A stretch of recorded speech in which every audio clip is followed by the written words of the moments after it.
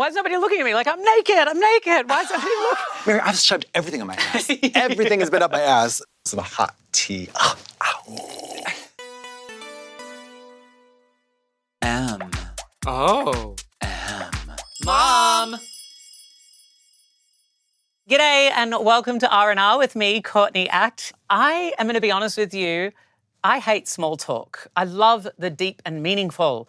And I want to know what makes people tick. But these days, talking about the important stuff can sometimes feel dangerous, like you're either with us or against us. It's overwhelming.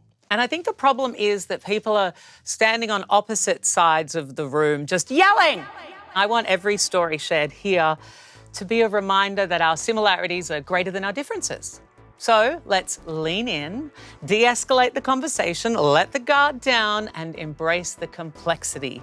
Welcome to RnR with me, Courtney Act. If you came looking for rest and relaxation, you came to the wrong place, because today we're going to talk about the scary stuff.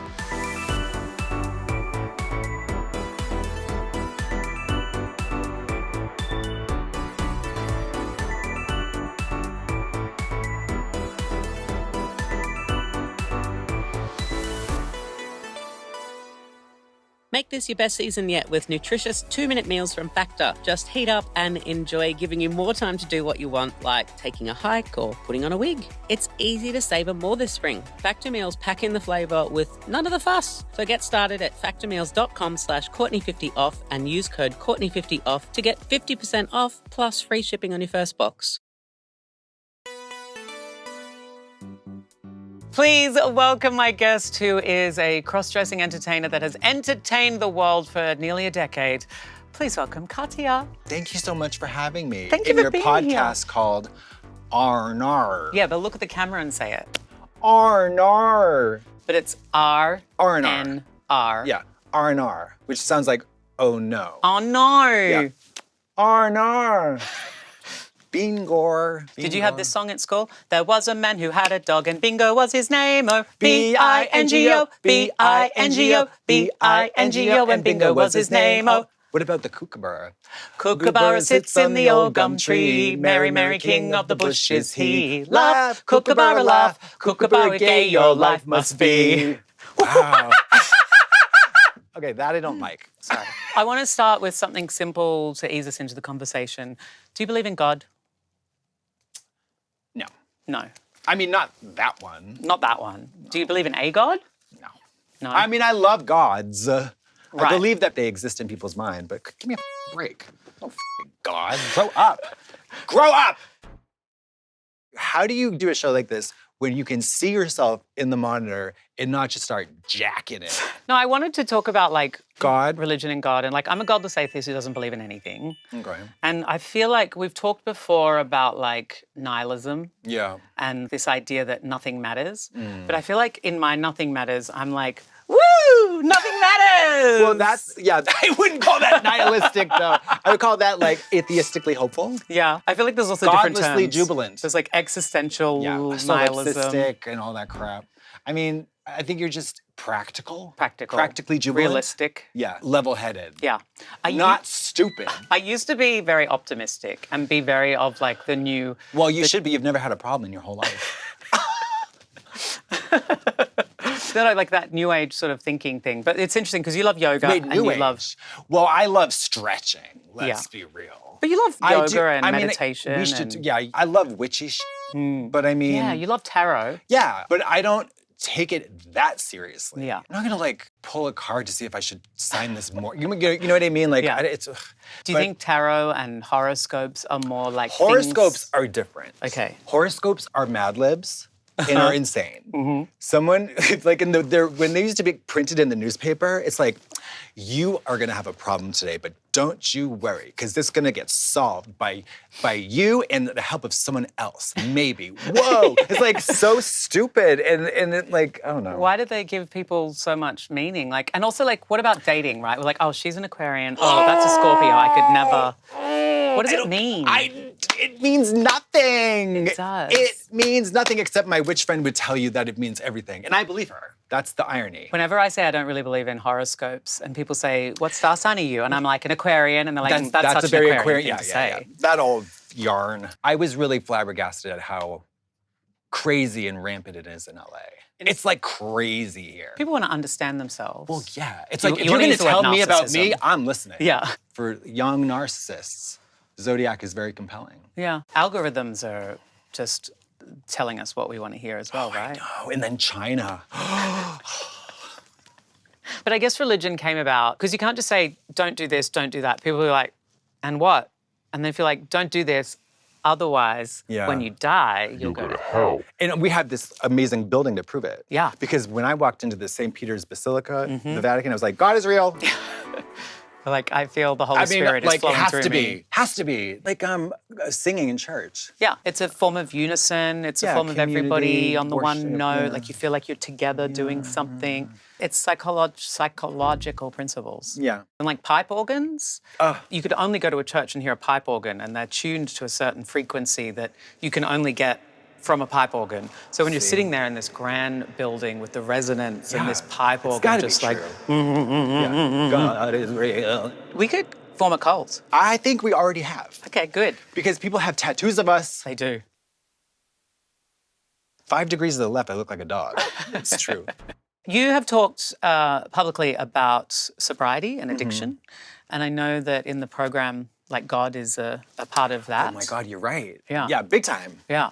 Yeah, but there's like really cool workarounds. Like good orderly direction is like a really good acronym. Right. That's like so fierce. Good orderly direction. That's so fierce. For people who are rampant, like, I mean, if you're like an unapologetic atheist who's never gonna, or if you're smart, you're not, you don't believe in God, can be a real barrier. But I love good orderly direction or a group of drunks. Group of drunks. Which is the meeting. Yeah.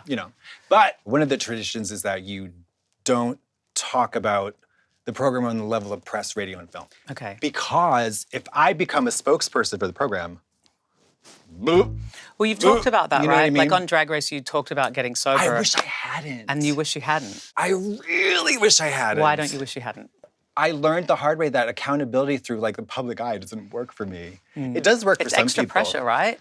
I mean, not really, but it just creates an awkward situation when I relapse and I'm like, and people are like, you're so inspiring. I'm like, I'm really high right now. It's like, it's not great. Would you, if you had to do it all again, a Kylie Minogue song from the 80s, would you not have talked about sobriety? Yes, 100%, it would not have. Okay, what about the other side, which is that actually you've inspired so many people through talking about sobriety? Well, that's great. And then like those people that come up to you and say, you saved my life, and you're like, I'm really high right now. But I didn't save your, but But maybe you pointed them in the right direction. You inspired somebody to change their get life, sober. to get sober. Well, that's great. It is great. That's wonderful. It is cool, but you know what I mean, though? It's like, it is you don't want to be a role model because drag queens, role model? I think the important message is that, like, no one is perfect. So the idea of role modeling, the idea of putting someone on a pedestal is never a good thing. But seeing people as equal and seeing people as human is important. Yeah. Well, I'm like the anti-pedestal because I've never really done anything good yet. Like, do you know what I mean? It's like I'm like the I'm the bizarro version of you. It's just like, but it's so, I don't know if people know this at home. It's true. It's so funny.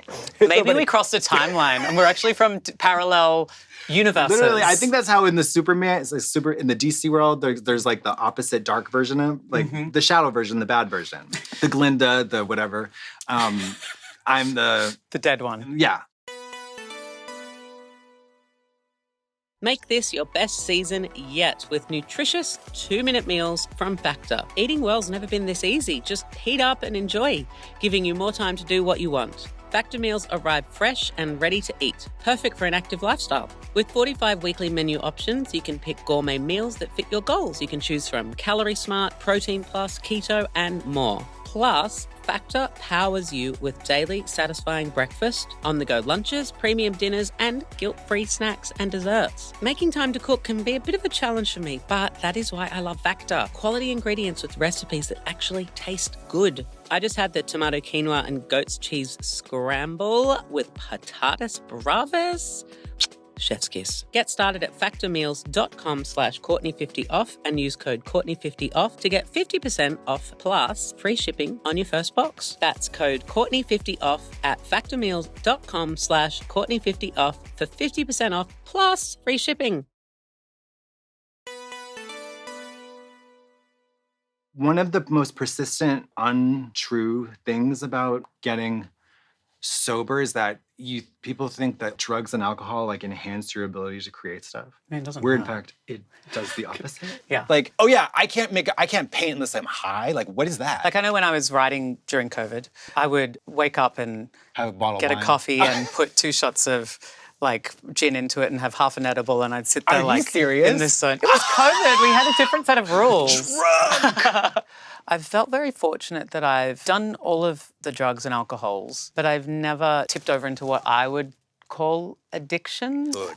And so That kind I of did thing. try, but I don't. tried heroin? No, not heroin. Oh, okay. They made me take that chapter out of my book because it read too much like a how-to. Damn. I mean, yeah, because you're so bright and shiny, you gotta watch out. I was talking to a friend about how gay men in particular have this relationship with drugs and sex. Yes, And- that's tricky. Well, what was interesting is, as I was listening to him talk about it, I thought, yes, straight people don't have that relationship because they've never bothered trying. No, they do. Do they? They do. What do Yeah, they do? this is some hot tea. Hot tea. Ready for some hot tea. One of my lower companions, they call him, this guy, he used to go to the Hollywood Hills and he would inject meth into A-list straight couples from Hollywood. So not this person, but the equivalent of, Right. not them, for real, but the equivalent of, okay? Wow. And they would like all weekend, 3-day weekend or whatever. Just like the kind of chem sex behavior that gay guys would do. Right. I was like, oh my God, straight people too. When I think about like straight culture and like looks maxing and like these straight boys. Looks maxing, i.e. getting dressed. Yeah. Like it's Getting a haircut. it's like, why do you, I'm so okay boomer about this. It's like, what was that called before? Was this called Looking like, your best. it's called being gay. No, it's just like not looking gross. Yeah. Grow up. Grow up. Literally grow up. Nudists. Like when someone wants to go to a nude beach and they just picture like a whole bunch of like hot models. I'm like, no, honey, that's not who's at the nude beach. The people at it's the nude Uncle beach. Bob. Yeah, because Uncle Bob and Aunt Sarah. Because they don't care about the vanity of being nude. They care about the experience and the Yeah. freedom and liberation of nudity. I mean, taking your clothes off in public as a nudist is not a sexual fetish or no, whatever. it's about It's just like freedom. yeah, Whatever. Like, it's like, oh, my naked body's not a crime. Ugh. yeah. You know, I'm not a raper. I mean, there's a freedom. I tried going. I'm in never nude. No, I'm against clothing for vanity. What? I'm against clothing for modesty. I was gonna say, you don't want anybody to look good. I'm against. she says, looking like I'm a knockout. against clothing for vanity. Yeah. Don't look good. Leave it to me. Ding. No, I'm against clothing for modesty. Why? In theory. Why? But in practice, I'm a never nude. So, Oh, like, I jeepers. want to be a person who can be confident naked. And at Burning Man one year, I was like, Oh, okay, I'm going to do brother. it. And I got on my bike and I rode out to the outer fence where there was no people. And then I took off all my clothes, I put them in my backpack, and then I rode back kind of like naked. And I got out at an artwork and was like wandering around Nobody naked. cares. Nobody cares. Nobody gives a shit. I And mean, then- maybe somebody wants to fuck you. And then I felt like a pervert because I'm like, why is nobody looking at me? Like, I'm naked. Why is nobody looking?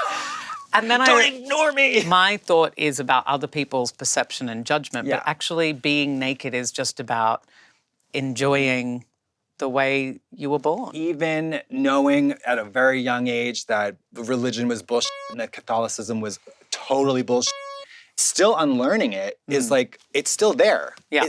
Because last night I was jacking off in the hotel room and I had to make sure all the curtains are closed and like, You're like, was a- excuse me, can somebody please come and close my curtains? yeah, my hands My covered in hands are too lube. sticky. I don't want to get them on the curtains. No, but I'm like worried that somebody would see me. And that's the Pope. That's the I can Pope? trace that all the way to the Pope.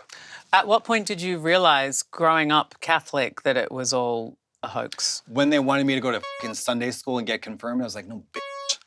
My fucking time is precious after school. I'm not giving an hour of it away to some bullshit. You know what I mean? So it was about inconvenience? No, it was about Kim Cattrall's life motto. I don't want to spend a half an hour doing anything I don't want to do.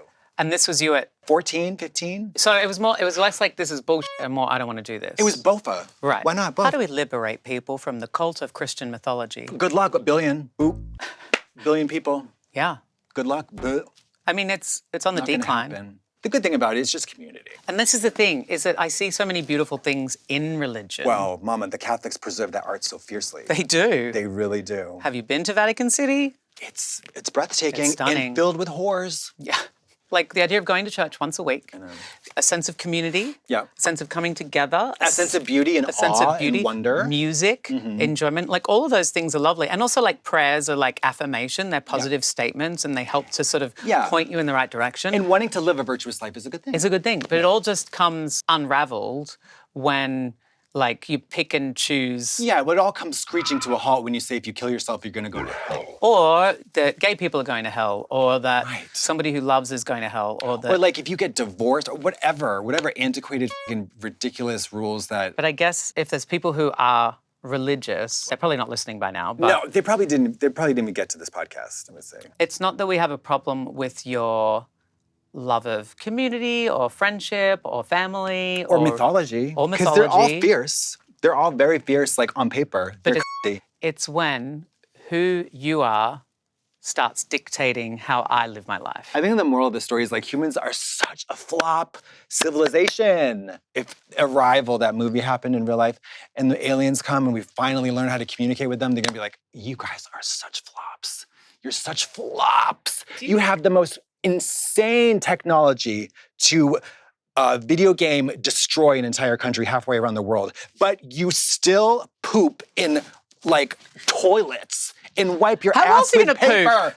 Mama. Colostomy? It should literally like come out of your body and like sprout into a garden. That should, the technology should have gone to that and not like drone missiles and shit. It's insane. Do you know what I mean though? Like, Yeah. we still have to flush our turds down the toilet. I mean, I think that's very efficient. I'm going to disagree with you on toilets. There's a better way. If you like dream it. Like I want to live out for a moment. Like really dream. My utopian experience does not involve defecation.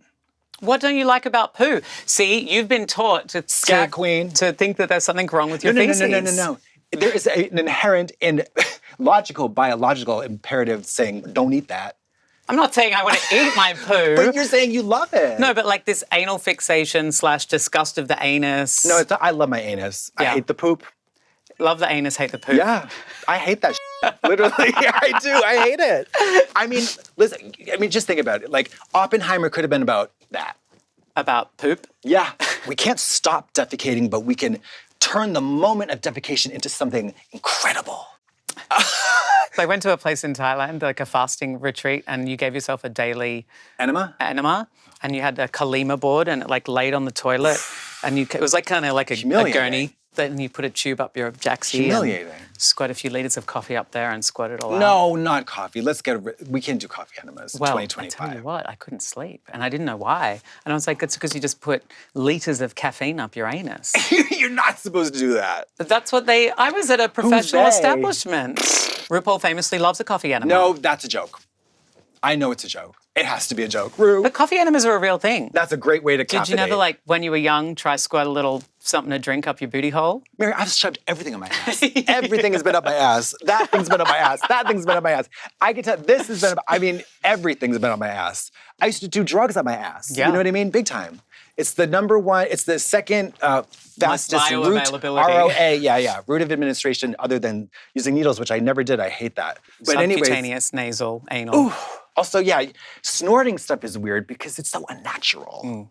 Snorting drugs are like so druggy to me because it's like, oh, we're doing drugs. Like, this woman, you get in a groove, you are obsessed with fucking Runyon. Yeah. Every day she's like, you want to do Runyon? I was like, no. I just love fitness and a friend. I love fitness, I love friends too. I love going to Runyon because you get 90 minutes. Well, you do the long one. Yeah, I love the long one. I like the short, like, I love 2 hours because, men don't talk face to face, we talk shoulder to shoulder. So at Runyon, it's a great place for a date because you're doing something. You don't feel like if you've gone on a date and it's a bump, you just take the short route. Like, within the first few minutes whether you want to take the long route or the short route. That's tea. Then there's some bushes if things go really well. No, I've never. I've at Runyon. Well, I know friends of yours that I've met through you, slut, do cruising because they're super hot. If you're think of a hot guy, it's that guy. Oh, yeah, yeah. You know, these are people who would go out. I'd be like, where are you guys going? They'd be like, we're going out. And they would go out on a Friday night into WeHo and then just let people enjoy them. I and really love that collect about sex him like- in particular. It's amazing. He's just like, he's so liberated and enjoys it and loves it. Well, because when you look like that and you're in a safe gay mecca, you're the Venus and the oyster. The world is your oyster. It's like whatever the expression is. Like it's a buffet for you. Yeah. And you just have to say yes or no, and that's all you have to do. It's so wild. You're like, here I am. Who wants to f me, or who do I want to? And they do it in public. Yeah. They. But there's pop something behind an liberated and ATM. like fun about that. Like Absolutely. It sounds like a blast. Yeah. Ugly people could never do it. Have you never been cruising? Like in a public cruising spot? I'm not exactly the cruising type. No. I wish. I feel like we should go to Berlin to somewhere. No? No, you lost me at Berlin. Oh. I hate Bit you. like a little more like crunchy, a little more like liberated, like nobody is perfect and that, well, apart from me. Apart from you. I have a webbed toe, Katya. Oh, in the chapter 2 of like when good things happen to perfect people, Courtney Act's life story, her bowel movements are so regular, they're so on the clock, on the money, and they're so smooth and painless and without incident that she's grown to love the idea of And I don't need to douche. That's how you know you cannot trust this woman. Well, I've never had an accident. I mean, I do douche. That's how you definitely know you can't. Your douche is in my house right now. If I am ever emitting aromas that are inappropriate, apart from the farts Excuse that me, I'm doing, obviously. Holding out your finger like my a finger. School, like a grade schooler, and then. But the resonant sound that your farts make, not to get gross, is I know the ass is clean. It sounds like a clean ass fart. You Like heard it it's not here. a hairy ass. It's like clean and it's fresh and it's shiny. It's probably I'm like glad you spent so much time thinking about my hole. Well, I hear it a lot, so yeah. It's like it has like a clean trumpet sound. Thank you. You're welcome. Well, I'm very glad for you to be my guest today on RnR with Courtney Act. Thank you. You know, I have to say, I came in here in a f***ing bad mood. Did you? Yeah, and now I feel great. Aww. So, the A little power of friend television. therapy, the power of television. No, seriously, thank you. Yeah, oh my God, I came here mad as hell. Oh. Fat, nasty, and broke Korean shambles. Thank you so much for tuning into RnR with me, Courtney Act. I am your host. This is Katya Zamolochikova. You can find her on the social medias At Katya, at Katya _Zamo. I am at Courtney Act. You can send us an email, CourtneyRnR@gmail.com, and see you next time. God bless America. It's easy to savor more this spring with nutritious 2-minute meals from Factor. Just heat up and enjoy, giving you more time to do what you want, like asking your friend deep and meaningful questions while looking gorgeous on your new podcast. Get started at factormeals.com/Courtney50off and use code Courtney50off to get 50% off plus free shipping on your first box. Ad-free versions and extended episodes of RnR with Courtney Act are available on Mum Plus Gold at patreon.com/Mum Plus. RnR with Courtney Act is produced by Moguls of Media, aka Mum, hosted by Courtney Act, produced by Big Dipper, edited by Griffin Dunn, theme song and audio supervision by Will Pitts, engineering and technical direction by Margot Padilla, media and design support by Stone Cole, set design by Ara Sevilla, production assistance from Austin Garcia, chairs furnished by Ellison Studios, executive produced by Alaska Willem Big Dipper, Camille Stennis, and Joe Cilio, recorded at Forever Dog Productions. Oh, my testicle is like crunching on my tucking. Are you tucked under there? Well, just lightly folded.